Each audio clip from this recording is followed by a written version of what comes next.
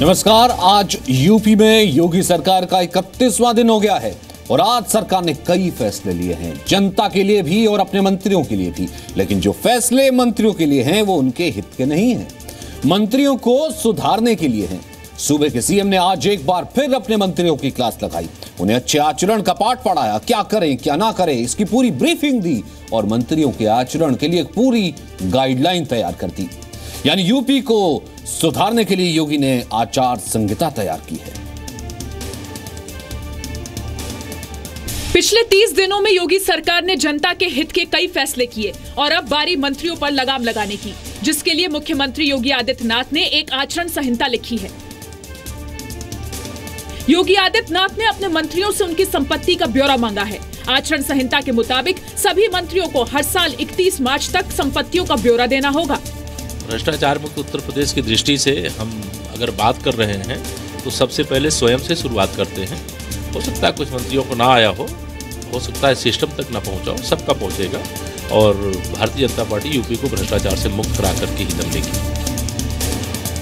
इससे पहले जारी आदेशों पर केवल 13 मंत्रियों ने ही अपनी संपत्ति का ब्यौरा दिया था, जिससे नाराज होकर सीएम योगी ने मंत्रियों को दोबारा चिट्ठी लिखी है और बुधवार तक अपनी संपत्ति का ब्यौरा देने का आदेश दिया है।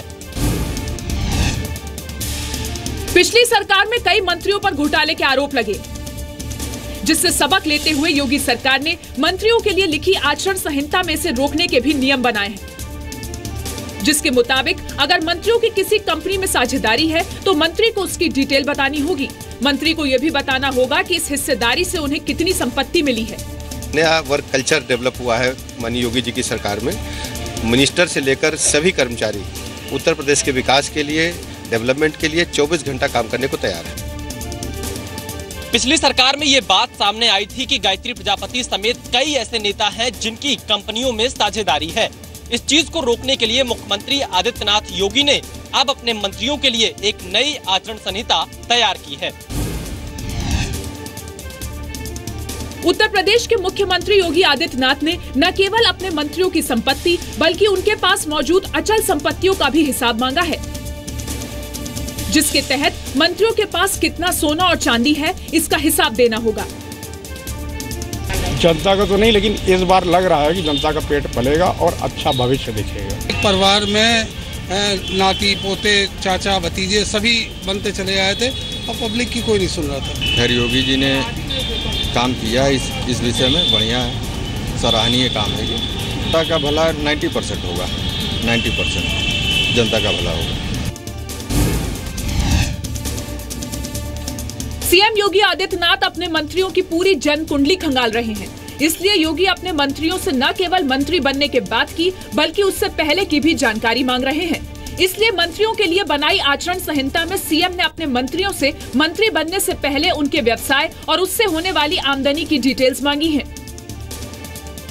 पारदर्शिता काम में और गुणवत्ता ठीक रहे, इसके लिए कुछ कदम उठाए हैं। पिछले 15 साल में जिस तरह से संपत्ति बढ़ी है राजनेताओं की जो रूलिंग पार्टी के हैं, उसने लोगों के मन को दुखी किया है, तो पारदर्शी होना बड़ा आवश्यक है। तो सीएम योगी आदित्यनाथ ने सिर्फ अपने मंत्रियों के लिए गाइडलाइन ही तैयार नहीं की है, बल्कि मंत्री उससे अपनी रोज की लाइफस्टाइल में कैसे ढाले और कैसे जनता तक पहुंचे, ये योजना भी तैयार की है। उत्तर प्रदेश में अपने मंत्रियों के लिए तैयार आचरण संहिता में सीएम योगी आदित्यनाथ ने अपने मंत्रियों को ठेकों और पट्टों से दूर रखने का तरीका भी तलाशा है। आचरण संहिता में मंत्रियों को ठेके पट्टे से बचने को कहा गया है। साथ ही ये भी सुनिश्चित करने को कहा गया है कि मंत्रियों में से किसी का कोई रिश्तेदार ठेके या पट्टे और माल सप्लाई से जुड़ा तो नहीं है। साथ ही आचरण संहिता में ये भी कहा गया है कि मंत्री ऐसा कोई कारोबार न करे जो सरकार से जुड़ा हो। पिछली सरकार में ये आरोप लगा था कि कई मंत्रियों ने अपने रिश्तेदारों और परिचितों को मनमानी तरीके से ठेके बांटे थे और कई अधिकारियों के नाम भी ठेकों में जुड़े हुए थे। अब योगी आदित्यनाथ ने इस कल्चर पर रोक लगाने की तैयारी कर ली है। सूबे के सीएम योगी आदित्यनाथ ने अपने मंत्रियों को दिखावे के कल्चर से दूर रहने को कहा है। मंत्रियों के लिए बनाई गई आचरण संहिता में मंत्रियों को थैली भेंट से बचने का भी आदेश दिया गया है। साथ ही यह भी कहा गया है कि अगर किसी मंत्री को 5,000 रुपए से ज्यादा का गिफ्ट मिलता है तो वो सरकारी खजाने में जमा होगा। आचरण संहिता में सरकारी दौरे के दौरान मंत्रियों को केवल सर्किट हाउस में रुकने की ही अनुमति दी गई है।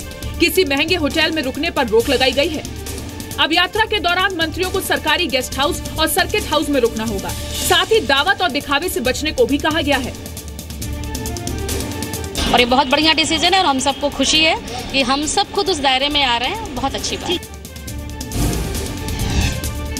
मंत्रियों के लिए आचरण संहिता तैयार करने के साथ ही सीएम योगी आदित्यनाथ अधिकारियों और उनके विभाग के लिए नई नीतियां बना रहे हैं। इसी के तहत मुख्यमंत्री ने 8 विभागों के अफसरों के साथ बैठक की और 1 महीने के अंदर उनके विभाग में हुए काम की प्रगति की बात की। इस मीटिंग में संबंधित विभागों के मंत्री भी मौजूद रहे।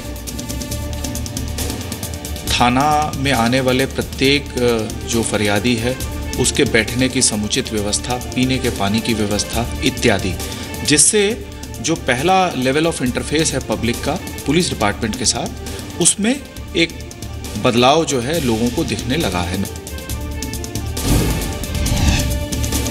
सरकार के कामकाज को और बेहतर बनाने के लिए आज उत्तर प्रदेश में योगी सरकार ने बड़ा प्रशासनिक फेरबदल किया। योगी सरकार ने 44 आईएएस अफसरों के तबादले किए। बदलाव के तहत अब संजय अग्रवाल को greater Noida Yamuna expressway authority के चेयरमैन पद से हटाकर प्रभात कुमार को नोएडा ग्रेटर नोएडा अथॉरिटी का चेयरमैन बनाया गया है। आशीष गोयल को इलाहाबाद और अनिल गर्ग को लखनऊ का कमिश्नर बनाया गया। लखनऊ विकास प्राधिकरण के वीसी सत्येंद्र सिंह का नाम वेटिंग लिस्ट में है, जबकि प्रभु नारायण सिंह को एलडीए का नया वीसी बनाया गया है। गाजियाबाद विकास प्राधिकारी के वीसी के तौर पर कंचन वर्मा को तैनात किया गया है।